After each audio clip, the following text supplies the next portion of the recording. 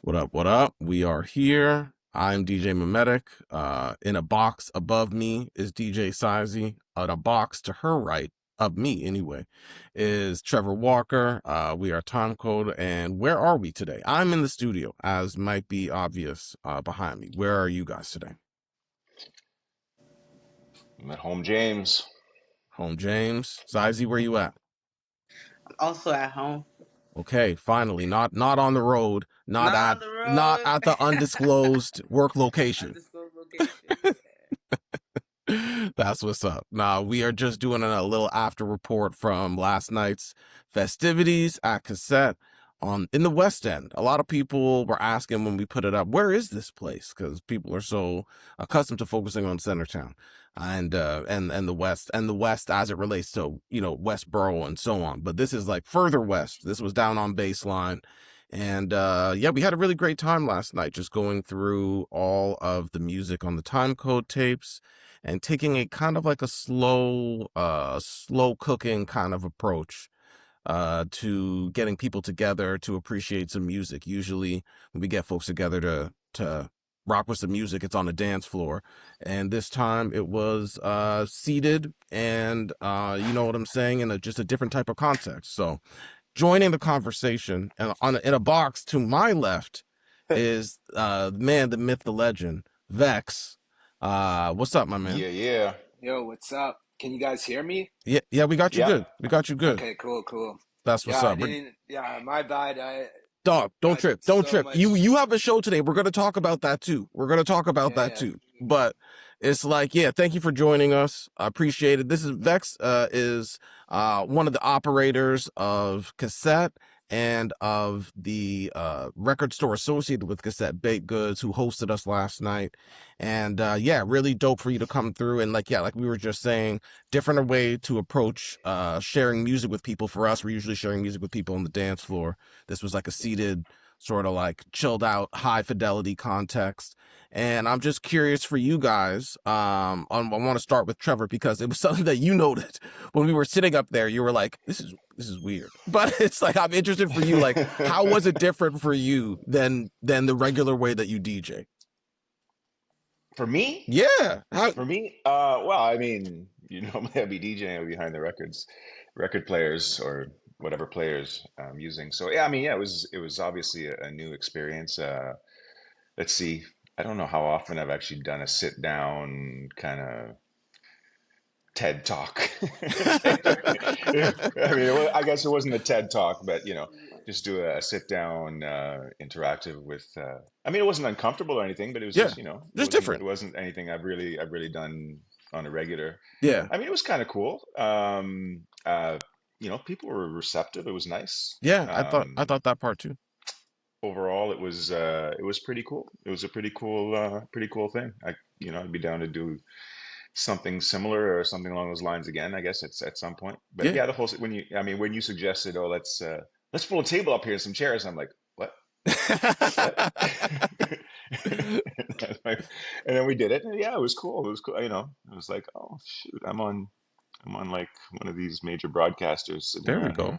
There we go. Pundits kind of. It felt like that. That's what I'm saying. Telling our stories. So yeah, no, it was nice. I mean, I hopefully we came across as competent and interesting individuals. Man, even if we didn't, I hope they just like the music. Like, you know what I'm saying? Even if we didn't, I just hope the music was solid. The music was solid. I mean, other than the fact I couldn't share any of my new stuff, well, semi-new stuff that was that really wasn't out there. I have a theory about that, but we'll get to that. We'll get to that. Seiizi, what's going on? How are you feeling about it?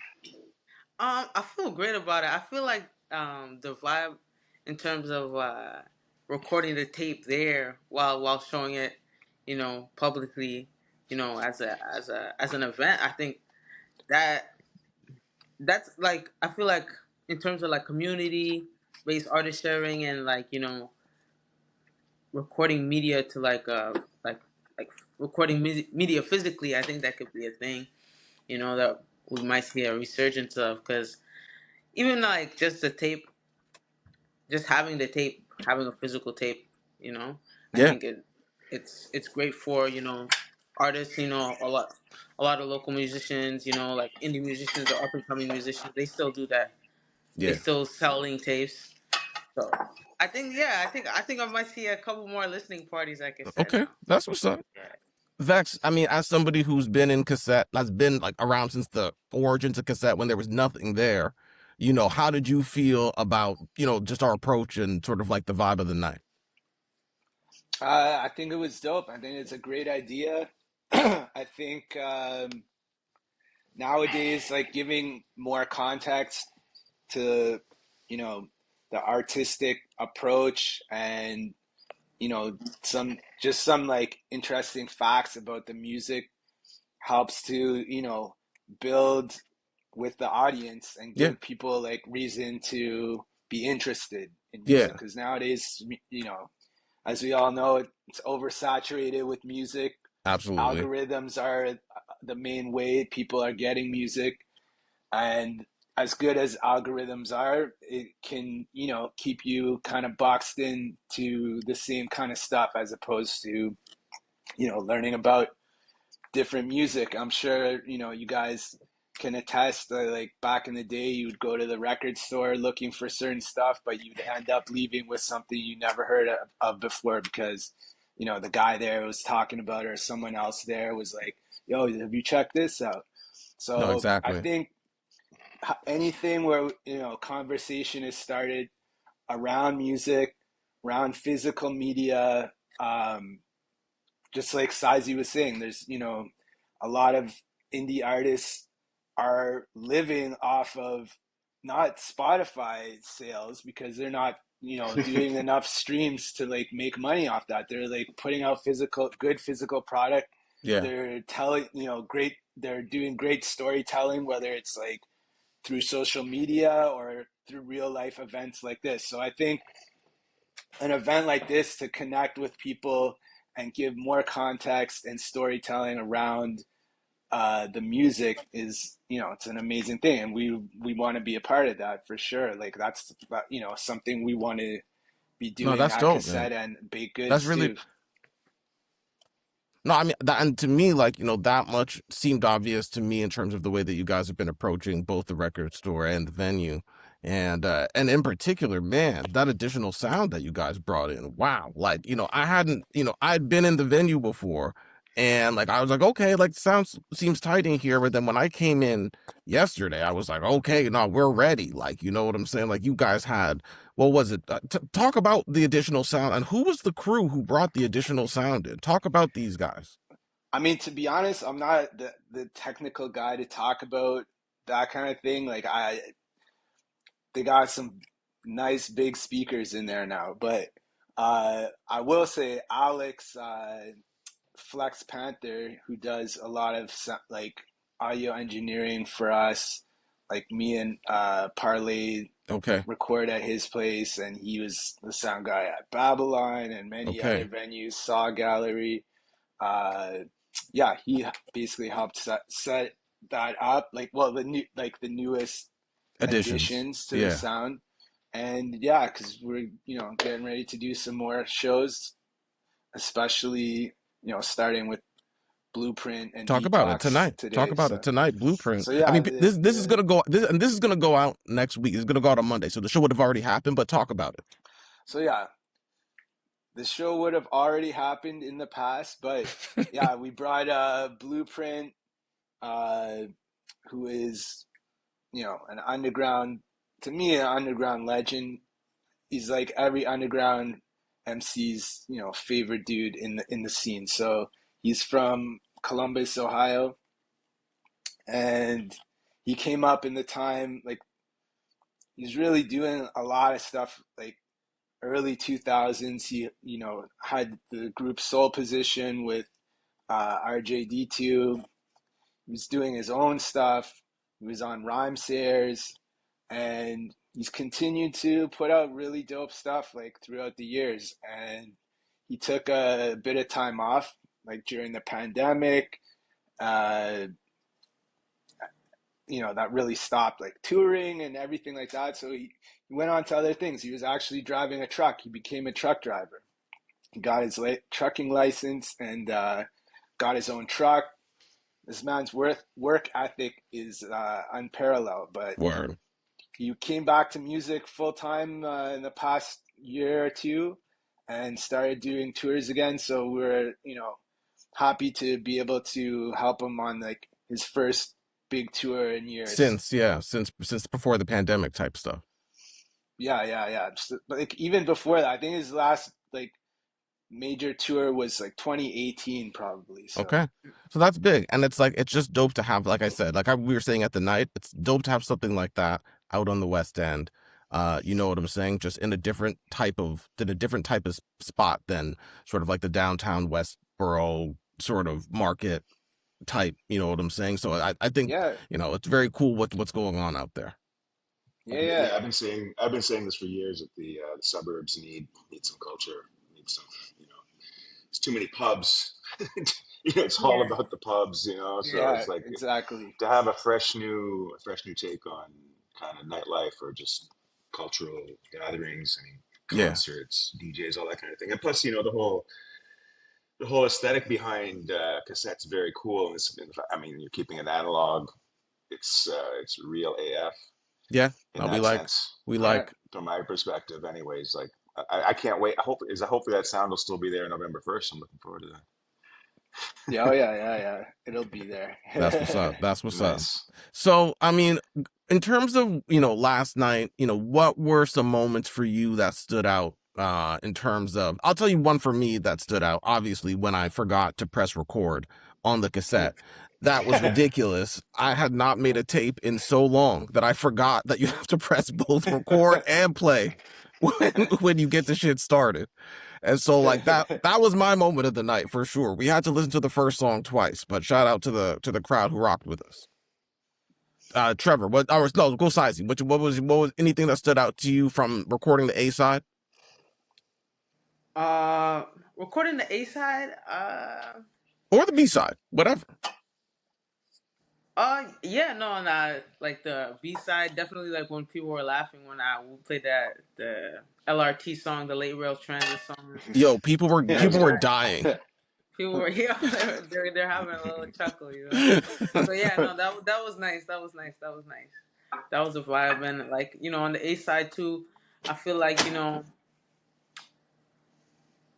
vibing to Time Code Forever twice. I think people were like they heard it first, but even like the second time when they heard it, they're like, yeah, it kind of like the first song, like the first play was like the question, and then like the second play, like it was answered, and they're like, yo, they were into the vibe, and they kind of got the message. That's cool. Yeah, it's a dense song, Yeah. so it's like, yeah, even just sort of trying to understand what's going on with it.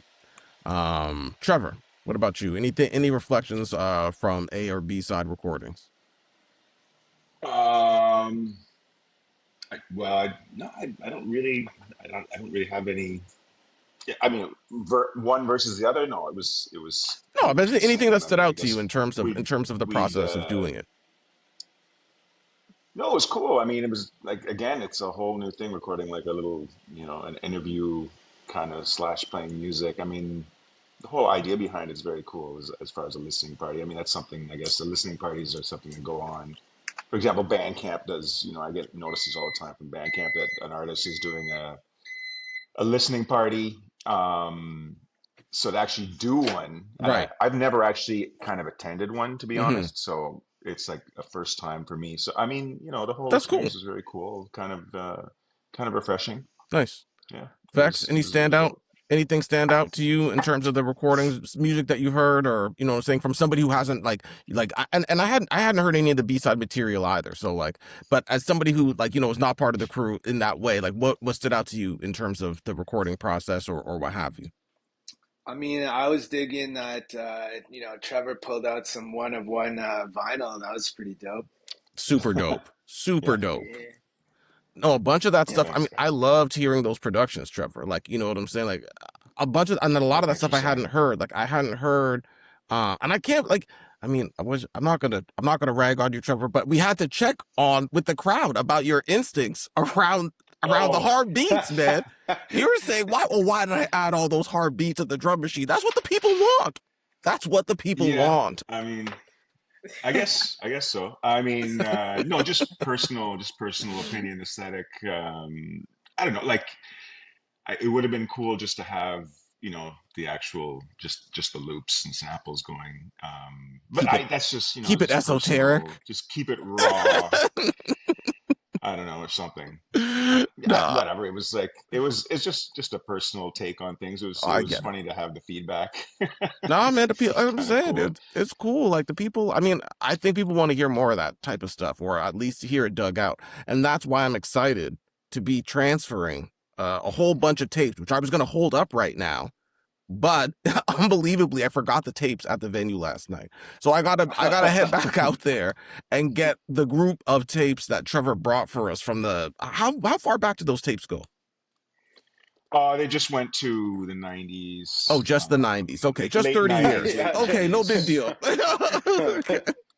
Yeah, I mean, late 90s, just before, I think there might be one from the 2000s. I mean, there's like, I can't remember exactly everything that's on there, but some of them were tapes that I'd actually done for sale. Well, they were done for sale because the artwork had been done by a friend of mine, Frank Kozo, used to work at Bogey Records. I think for at least three or four of them, and then there was different artwork, which I mean, I don't remember how they all came together now. It's kind of a blur But no, no, from we'll back in those we'll days. get into it. But We're gonna do a full interview once the tapes are fully digitized. Don't worry. We're gonna walk right through okay, it. So like that's don't even trip. But we're excited to go all back right. to those days when we digitize the tapes and when we digitize the time code tape that we recorded last night. You know what I'm saying? I got the tape deck right behind me, as you can see. Shout out to Zach for letting me bring it home. And you know what I'm saying? We're gonna put it through the analog machine so that we can get it sounding crispy. But then I'm curious, Vex, you're the guy who's going to be doing the duplication process. So like, tell us what all that entails, because like I don't even really know. Like, you know what I'm saying? I'm going to give you this tape after, and then what happens? Well, like the way I do it is, I mean, there's like a lot of ways you can do it. Like there's duplicator machines that will like record like multiple tapes at the same time, but it's from uh like a master tape source. Uh so yeah, I don't know. The way that we'll do this one, the way I always make my tapes is like I'll make the master, it'll be on my computer, and then I'll do it straight from that to the tape, Right, basically. Hmm. So there's no like loss from like putting it onto another tape and then another tape. right. Um, so yeah, that's the way I generally like make copies. It takes a lot longer because like unless you have multiple decks set up, uh, and if I had multiple, Yeah, it's real time. I could have multiple decks, but uh, I'd like to have like the same decks so it's not like all different on different tapes, that sort of thing. But yeah, it's pretty much real time, just boom, Yeah. And that's something record. a lot of folks don't understand about the physical media stuff, that often like you have to record it in real time. And number two, that like one tape deck is not the same as another tape deck. And one tape is Yes. not the same as another tape. And so it's like trying to get a consistent product is like very, very challenging when you're trying to do it in the physical media world. Yeah, there's a lot of variations between like you said, tapes, different tape decks, all the settings on the tape deck. So yeah, there's a little bit of trial and error at the start to make sure you're getting like the best levels and like the best sound you can get. Because Word. like recording onto tape, mastering stuff, it's just like vinyl, mastering to vinyl, it's you're gonna want it to be like a bit different than for digital. Same for cassette.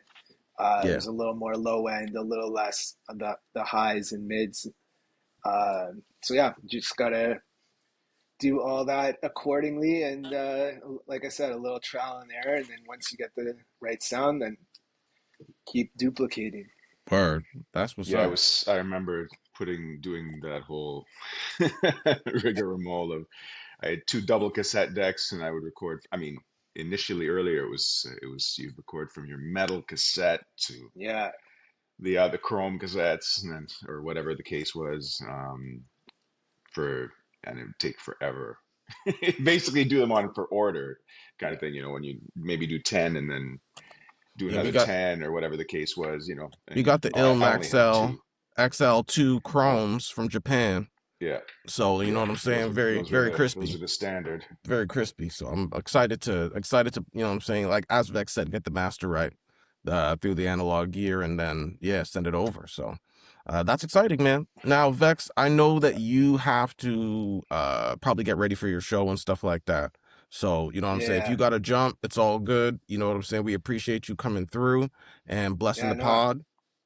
no, I appreciate you guys, and yeah, it was a really dope event, and yeah, hope to do more Volume two stuff will like be that. back, man. Volume 2 will be Yeah, back. yeah, definitely. That's So what's up. yeah, much respect to the Time Code crew, and I'll see you guys soon for real. Yeah, man. Well, you'll see me sooner than later because I got to come get those tapes. So, anyway, All right, Lord.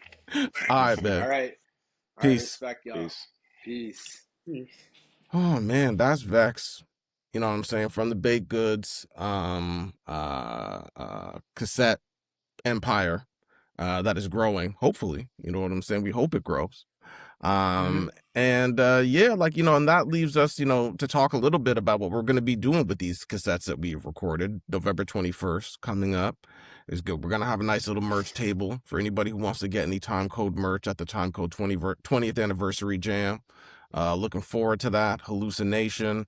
It's going to be very, very live.